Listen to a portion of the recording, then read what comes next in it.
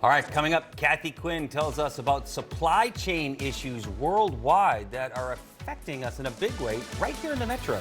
Well, from computer chips to cars to higher prices at the pump, everyone dealing with those global supply shortages lately, and it's not going to get better anytime soon. Fox 4's Kathy Quinn talked to a local expert about ways you can deal with it. Good morning, Kathy.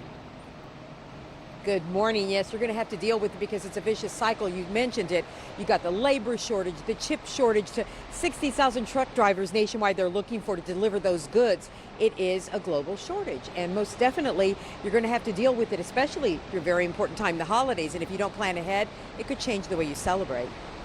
From computer chips to cars to construction materials, everything is in short supply. And if it isn't, it's taking triple the time or longer to be delivered.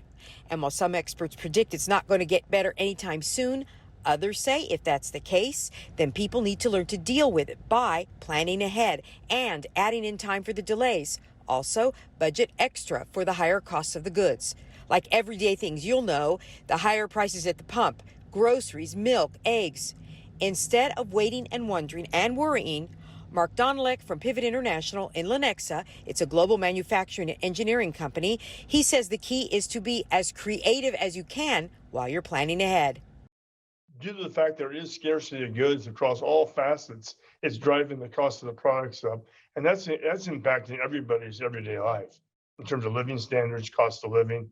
They may not fully realize it yet because there's a lot of savings rates going up as well through all the subsidy programs, but now they're ending and we're getting back to kind of real life, and it's going to start hitting gases up.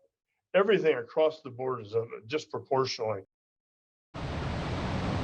Dohnalek also says there is light at the end of the tunnel, although it may be until next year, the mid-next year, that we see that light. Back to you in the studio. Yeah, definitely something we've all been dealing with. Thanks for that report this morning, Kathy.